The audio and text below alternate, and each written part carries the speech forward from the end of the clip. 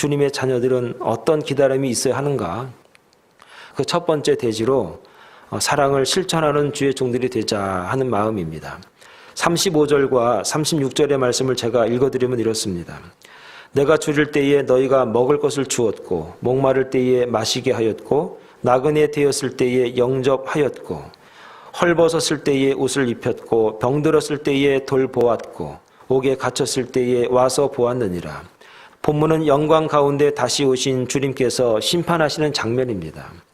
주님은 당시 사람들에게 아주 익숙한 것을 비유로 최후 심판의 모습을 주로 말씀을 많이 하셨습니다. 여러분, 이스라엘에는 낮에 양과 염소를 섞어서 방목을 합니다.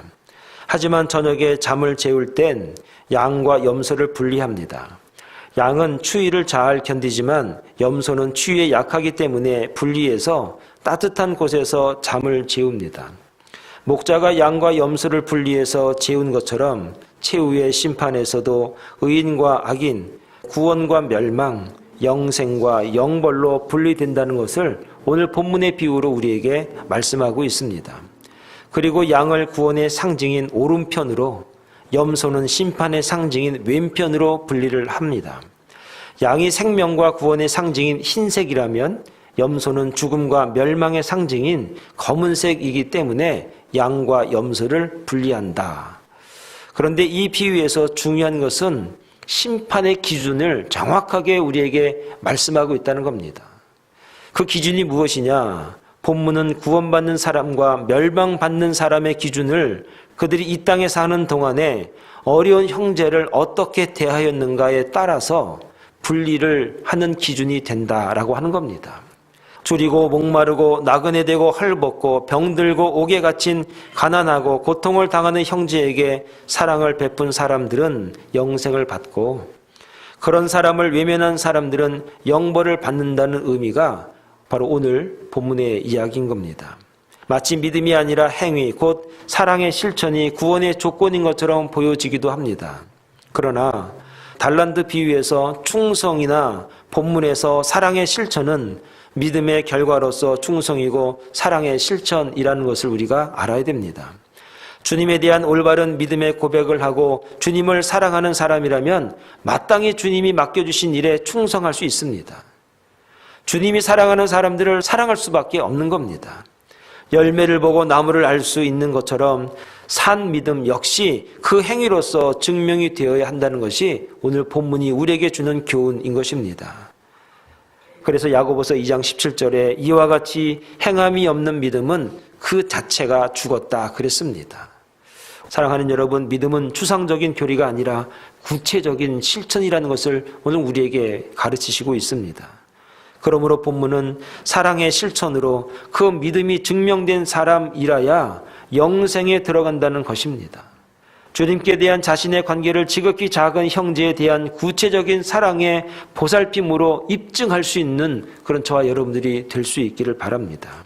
사랑하는 여러분, 저와 여러분들이 믿음의 증거를 보이기 바랍니다. 어려운 형제를 보살피고 도와주고 그들을 영접하고 받아주고 이해하고 그들에게 다가가고 손 내밀 수 있음으로 말미암아 하나님의 나라를 상속받는 주의 종들이 다 될 수 있기를 간절히 축원을 드리겠습니다.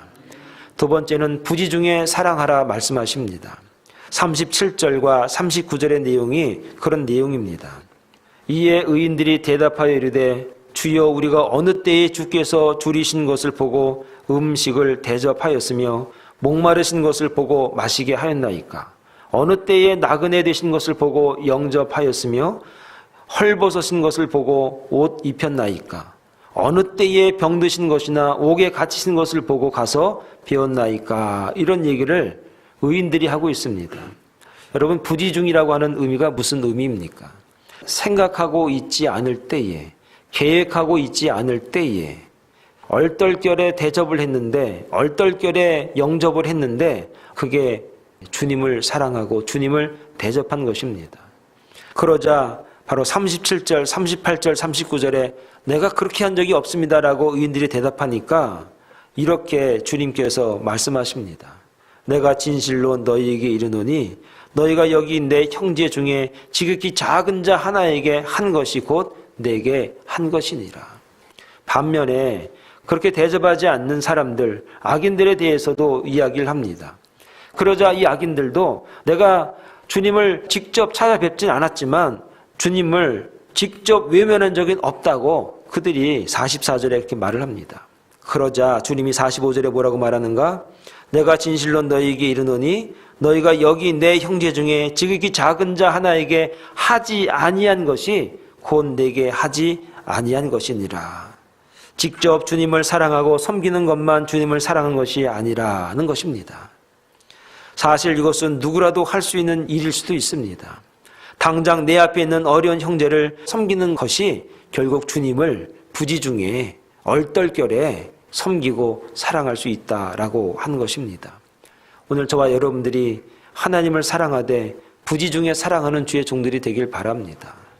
하나님 앞에 내 목적을 가지고 나아가기보다 내 삶 가운데 부지중에 대접하고 부지중에 영접하고 부지중에 위로하고 부지중에 나눌 수 있는 그런 주의 종들이 되기를 바랍니다. 이것이 바로 주님이 기뻐하는 섬김이요 주님을 영접하는 주의 종들의 사랑의 실천이라는 사실을 여러분 믿을 수 있기를 간절히 축원합니다. 마지막은 지극히 작은 자를 사랑하라 그렇게 40절에 말씀하고 있습니다.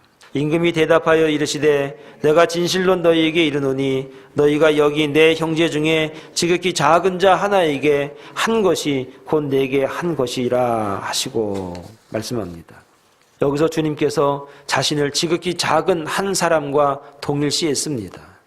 지극히 작은 그 사람이 결국 나다 그런 얘기입니다. 지극히 작은 그 한 사람과 동일시하신 이유가 무엇일까? 첫 번째는 그만큼 형제의 사랑이 중요하다는 것을 강조하는 겁니다. 주님은 말세에 대한 중요한 특징을 이렇게 말씀하셨습니다. 마태복음 24장 10절부터 보면 그때에 많은 사람이 실족하게 되어서 서로 잡아주고 서로 미워하겠으며 거짓 선지자가 많이 일어나 많은 사람을 미혹하게 하겠으며 불법이 성함으로 많은 사람의 사랑이 식어지리라 말했습니다. 말세의 가장 큰 특징이 무엇이냐? 사랑이 식어지는 것. 그게 말세의 특징이라는 얘기입니다. 사랑하는 여러분, 저와 여러분들의 마음속에 사랑이 점점점 식어지면 어떻게 되겠습니까? 부부간의 관계 속에서 사랑이 점점점 식어진다면 그게 어떻게 되겠습니까? 가족 간의 관계 속에서 사랑이 점점점 식어진다면 어찌 그것이 가정이라 말할 수가 있겠습니까? 교회 안에서 사랑이 점점점 식어진다면 어찌 그것이 교회라 성도라 주님의 몸된 교회라 말할 수가 있겠는가? 이 특징이 무엇이냐? 말세의 특징이다라고 하는 것입니다. 마가복음 13장 12절에 보면 이렇게 말합니다.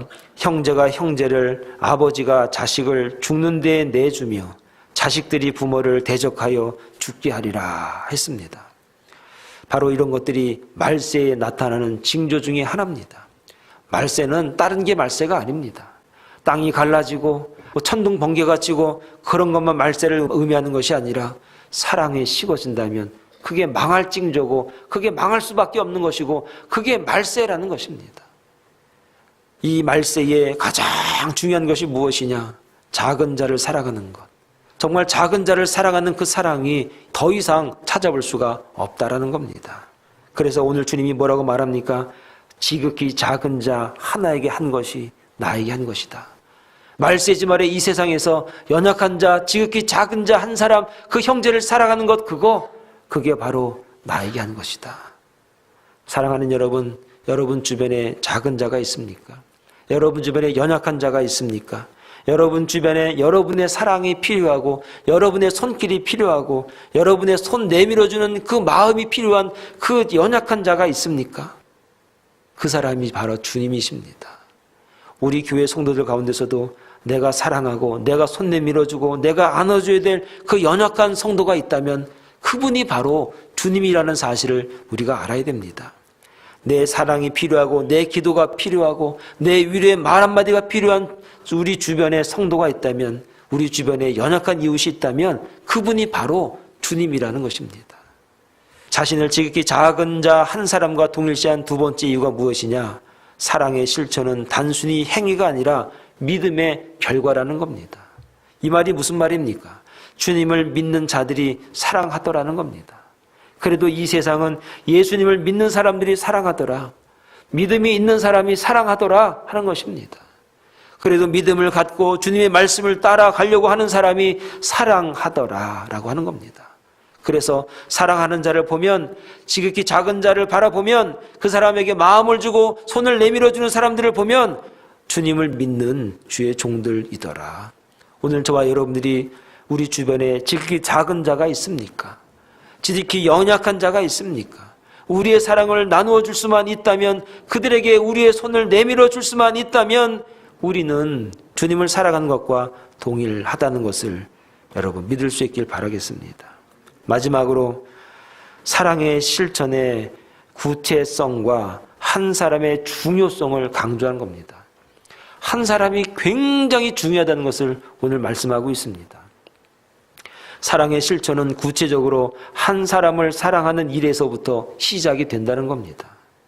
그 한 사람을 사랑하는 것이 모두 사랑의 출발점이 된다는 것입니다. 한 사람도 사랑하지 못하면 아무도 사랑할 수 없다는 겁니다. 작은 자 그 한 사람도 사랑하지 못하는데 누굴 더 사랑하겠는가? 사랑의 시작은 하나라는 겁니다. 한 사람부터 시작한다는 겁니다. 사랑하는 여러분, 오늘 말씀을 보면 주님께 칭찬받는 의인들은 나라를 구하거나 다른 사람을 위해서 목숨을 내놓는 것과 같은 대단한 일을 한 사람들이 아니라는 겁니다. 그들이 한 일이란 배고픈 사람에게 한 끼 식사를 제공했습니다. 목마른 사람에게 물 한 그릇을 주었습니다. 나그네에게 하룻밤 잠자리를 제공해 주었습니다. 옷이 필요한 사람에게 옷 한 벌을 주었습니다. 병든 사람에게 찾아가서 위로해 줬습니다. 갇힌 사람을 찾아가서 위로해 줬습니다. 물론 이것도 쉬운 일은 아니지만 그래도 우리가 조금만 노력하면, 조금만 관심을 기울인다면 누구나 할 수 있는 사소한 일 중에 하나가 무엇이냐? 지극히 작은 자 한 사람, 그 사람을 대접하는 것, 그 사람을 사랑하는 것, 그 사람에게 우리의 관심을 주는 것, 그 사람을 사랑하는 것. 그러므로 우리가 말세를 성공적으로 살아나기 위해서, 나아가서 하나님의 나라를 상속할 수 있는 가장 중요한 원리는 무엇이냐? 지극히 작은 자 그 한 사람, 그 한 사람을 우리가 사랑하는 겁니다. 여기서 지극히 작은 자를 갖다가 쉬운 말로 말씀을 드리면은 내 마음속에 사랑하지 못하는 그 한 사람을 말하는 겁니다. 내 마음속에 그 사람을 생각하면 아직도 미움이 생기고 화가 나는 그 사람을 말하는 겁니다. 여러분, 죄는 두 가지 종류가 있습니다. 첫 번째 죄는 어떤 죄냐? 하지 말아야 할 것을 하는 것, 그걸 죄라 그렇게 말합니다. 성경에는 두 번째 죄를 뭐라고 말하는가? 해야 할 것을 하지 않는 것. 자, 첫 번째 뭐라고 그랬습니까? 하지 말아야 할 것을 하는 것, 그걸 죄입니다. 두 번째, 해야 할 것을 하지 않는 것. 사랑해야 되는 줄 알지만 그러나 하지 못합니다. 오늘 저와 여러분 마음속에 분명히 내가 해야 할 것은 무엇인지 잘 알고 있습니다. 내가 사랑해야 될 대상이 누군지도 잘 알고 있고 내가 무엇을 해야 하는지 너무나 잘 아는데 하지 못하는 게 있습니다. 그것을 성경에서 뭐라고 말하는가? 죄다. 그걸 죄라고 말하는 겁니다. 하지 말라는 거 안 했으니까 나는 죄인이 아니야가 아니라 하나님께서 하기를 바라시는데, 주님께서 하기를 원하시는데 그거를 못하고 있습니다. 주님이 하고 싶지 않은 게 있었습니다. 그래서 겟세마네에 올라가셔서 땀방울이 핏방울이 되도록 그렇게 기도하셨습니다.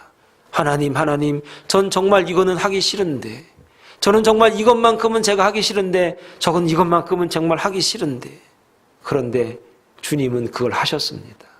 그게 바로 십자가의 죽으심입니다. 사랑하는 여러분, 오늘 우리의 마음속에 분명히 해야 되는 건 알고 있습니다. 내가 지켜야 되고, 내가 해야 되고, 내가 찾아가야 되고, 내가 용서해야 되고, 내가 손 내밀어야 되고, 내가 위로해야 되고, 내가 먼저 사랑한다고 고백해야 되는 것, 그것 해야 되는 줄 알지만 아직까지 하지 못하는 것 있습니다. 이것을 갖다가 다른 말로 말하면 영적인 태만이다. 주님이 영적으로 성령으로 우리에게 말씀하시는데 그거에 순종하지 못하는 겁니다. 주님이 우리의 마음속을 뜨겁게 하셔서 그거 해야 된다. 그거 용서해야 된다. 그거 찾아가서 이야기해야 된다. 네가 먼저 손을 내밀어야 된다. 네가 먼저 그 사람의 마음을 알아줘야 된다. 네가 먼저 영접해야 된다. 성령께서 늘 말씀하고 계시지만 영적인 태만 때문에 하지 못하고 있습니다. 사랑하는 여러분, 지극히 작은 자 한 사람에게 한 것이 나에게 한 것이다. 여러분에게 있어서 지극히 작은 자는 누구입니까? 여러분에게 있어서 지극히 작은 것은 무엇입니까? 오늘 이 시간 주님의 음성을 들으시고 지극히 작은 자를 찾아가시기 바랍니다. 지극히 작은 것을 행하시기 바랍니다. 그래서 죄로부터 자유함을 얻으시고 하나님의 상속자로서, 주님의 상속자로서 이 땅에서 믿음으로 살아가는 그런 복된 주의 종들이 다 될 수 있기를 간절히 축원을 드리겠습니다. 기도하겠습니다.